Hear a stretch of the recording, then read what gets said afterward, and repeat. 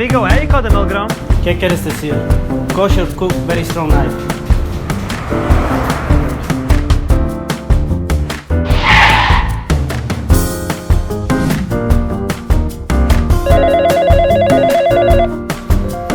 Hallo, Josh, was ist das? was heißt? Nu, mit dem Messer. Meinen für das Schöne. Schieb, you know. Ist das scharf? Ei, wie ist scharf. Hello, kosher cook? Looking for something?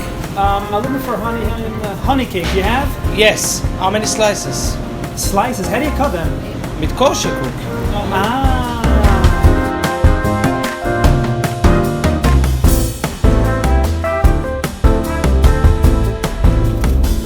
Isso aqui tá tudo.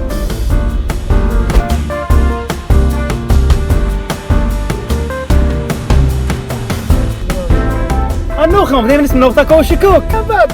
Auf allem. Bist du dicker?